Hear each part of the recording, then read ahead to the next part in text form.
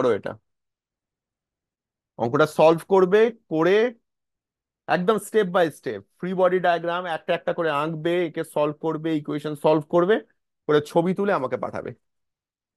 আমি পুরো জিনিসটা এঁকে নিয়েছি। মাসগুলো যেহেতু বলেছি ইকুয়াল, আমি প্রথমেই 2 কেজি বসিয়ে দেব না।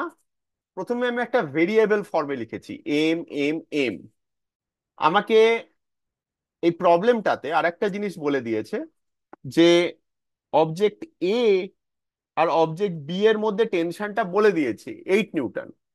সেটাকেও আমি T0 ধরছি, T0 বলছি সেটাকে, আর সেটা 8 নিউটন বলে দিয়েছে। দেখো এইটুকু ছবির মধ্যে আমি সব ইনফরমেশন গুলোকে কিন্তু নিয়ে চলে এসেছি, পুরো জিনিসটা এঁকেছি। আমি এক্সট্রা করে খালি এক্সট্রা ইনফরমেশন বা যে ইনফরমেশন গুলো দেওয়া আছে সেগুলো লিখে নিই, যেমন T0 হচ্ছে 8 নিউটন আর এম হচ্ছে 2 কেজি। এইবার আমি একটা একটা করে ফ্রি বডি ডায়াগ্রাম আঁকি। প্রথমে object a, reference frame, ground, fixed. কি হবে? mg নিচের দিকে, নর্মাল রিয়াকশন n1 ওপরের দিকে। এবারে ফোর্সটা যেই পয়েন্টে কাজ করছে আমি সেই পয়েন্টেই ফোর্সটা লিখবো, এফ, ডান দিকে। আর কি আছে? এই নীল রঙের দড়িটা যেটা এর সাথে লাগানো, সেটা তো একটা টেনশন দেবে। সেই টেনশনটা কোন দিকে? বাঁ দিকে। এটা কি আমি বলছি T0, যার ভ্যালু আমি জানি 8 নিউটন। অ্যাক্সেলারেশন ধরলাম এ, ডান দিকে। ইকুয়েশনটা লিখে নি। ভার্টিক্যাল ডিরেকশনের ইকুয়েশন লিখে আমার এক্সট্রা কোনো সুবিধে হবে না, তাই আমি আর লিখছি না। আমি ডান সাইডটাকে পজিটিভ ধরছি। তাহলে ডান সাইডে নেট ফোর্স কত? এফ মাইনাস T0, তাই তো?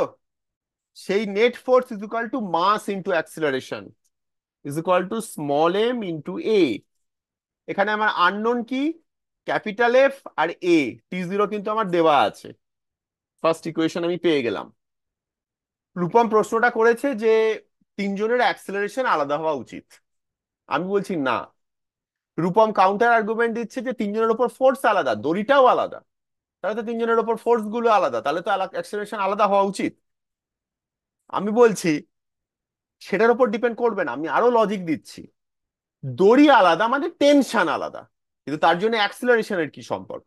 আমি এইভাবে ভাবি এবারে। এ অবজেক্টটার অ্যাক্সিলারেশন, এটা এ অবজেক্ট, আমার রাইট হ্যান্ডটা এ অবজেক্ট আর লেফট হ্যান্ডটা আমার বি অবজেক্ট। এর অ্যাক্সিলারেশন যদি বি এর থেকে বেশি হয়, দুজনেই যাচ্ছে, দুজনের যদি অ্যাক্সেলারেশন আলাদা হয় তাহলে দুজনের ডিসপ্লেসমেন্ট আলাদা হতে থাকবে। দুজনের ডিসপ্লেসমেন্ট যদি আলাদা হয়, এ যদি বেশি যায় বি যদি কম যায়, দড়িটা কি হবে? ছিঁড়ে যাবে। যদি এ কম হয় বি বেশি হয়, তাহলে কি হবে? দড়িটা স্ল্যাক হয়ে যাবে, টেনশন থাকবে না, তার ফলে বি এর ওপর আর কোনো টান পড়বে না। এই পুরো সিস্টেমটা একসঙ্গে মুভ করছে কেন? বিকজ অফ ফোর্স এফ, তাই তো? যদি ওই টেনশনটা যদি স্ল্যাক হয়ে যায়, বি তো মুভ করবে না, তার ফলে সিও মুভ করবে না। এখান থেকে বোঝা গেল এ আর বি এর অ্যাক্সিলারেশন সেম হতে হবে। এবার বি আর সি নিয়ে ভাবা যাক। আর্গুমেন্ট সেম, এখান থেকে বোঝা যাচ্ছে সবার অ্যাক্সিলারেশন সেম। ঠিক আছে? এবার বি এর আমি অবজেক্ট বি এর আমি ফিবোনাচি ডায়াগ্রাম আঁকি উইথ রেসপেক্ট টু গ্রাউন্ড। ফিবোনাচি ডায়াগ্রামটা অলমোস্ট সেম দেখতে হবে। mg, আমি বলছি N2, এটাতে নর্মাল রিয়াকশন, যদি আমার লাগবে না এখানে। এছাড়া কি আছে? ডান দিকে কি ফোর্স? ডান দিকে এই T0 ফোর্সটা কাজ করবে, কারণ ডান দিকে আমার যেই রোপটা আছে সেই রোপটার মধ্যে টেনশন T0, তাই ডান দিকে আমার টেনশন T0। বাঁ দিকে কি হবে? বাঁ দিকে আমি ধরে নিচ্ছি T1, যেহেতু দড়ি আলাদা, টেনশন আলাদা, বাঁদিকেও তো একটা টেনশন কাজ করবে কারণ বাঁদিকে একটা রোপ আছে। T1 ধরলাম, আর অ্যাক্সেলারেশন সেম এ। এবারে কি পাবো ইকুয়েশন? তাহলে ডান দিকটাকে যদি আমি পজিটিভ নিই, ডান দিকে নেট ফোর্স হচ্ছে T0 minus T1 is equal to M A. আমার সেকেন্ড ইকুয়েশন পেয়ে গেলাম, যদিও আমার আর একটা ভেরিয়েবল চলে এসছে। বোঝা গেল? কোনো ডাউট রূপম? কোনো ডাউট এখানে? দুটো আলাদা আলাদা দড়ি হলে টেনশন তো আলাদা হবে। তাই তো করেছি, একটা T0 ঠিক ধরেছি, আছে, একটাকে T1 ধরেছি। মানে কখনো কি এক হতে পারে না, টেনশন? না সেটা অঙ্কের খাতিরে হয়তো হয়ে গেল ফাইনালি, সেটা আলাদা কথা। কিন্তু প্রশ্ন এখানে হলে তো বি তো আর সরবেই না। সরবে না, এক্স্যাক্টলি, সেক্ষেত্রে অ্যাক্সিলারেশন জিরো হয়ে যাবে। ভেরি গুড পয়েন্ট, ঠিক আছে একদম। এবার অবজেক্ট সি কে করি, আবার উইথ রেসপেক্ট টু গ্রাউন্ড। এখানে কি হবে, অবজেক্ট সির এমজি নিচের দিকে, নর্মাল রিয়াকশন N3 ওপরের দিকে, ডান দিকের ফোর্সটা কত, কে বলবে? টি1 হবে। T1, very good. Acceleration same A, তাহলে T1 is equal to M A. Third equation. আমি তিনটে ইকুয়েশনকে লিখে নিই একটুখানি, ফটাফট করব। F - T0 is equal to M A, T0 - T1 is equal to M A, T1 is equal to M A. Third ইকুয়েশনটা যদি আমি সেকেন্ডে পুট করি, পেয়ে যাব T0 is equal to twice M A.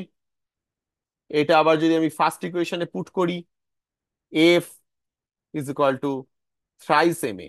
এখান থেকে আমি পেয়ে গেলাম এ ইজ ইকুয়াল টু F/3m, যেখানে এফ এর ভ্যালু আমার দেওয়া আছে, এম এর ভ্যালু দেওয়া আছে।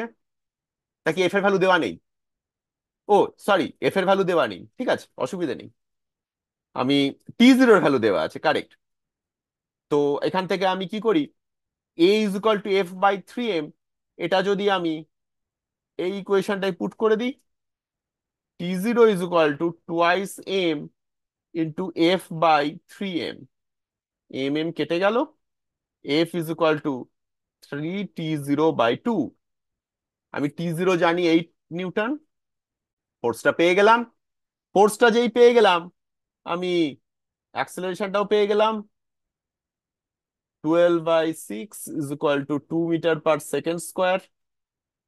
এবার বাকিগুলো বার করে নাও। T0 আছে, T1 কত, T1 হচ্ছে m A, T1 is equal to 2 × 2 is equal to 4 newton. T1 পেয়ে গেছি, T0 আমি জানি 8 নিউটন। এখান থেকে রূপমের প্রশ্নটাও হয়ে গেল যে T0 আর T1 সমান নয়, T0 T1 এর থেকে বেশি, তাই ডান দিকে সরে সরে যাচ্ছে। ডান, নেক্সট অঙ্কে যাব।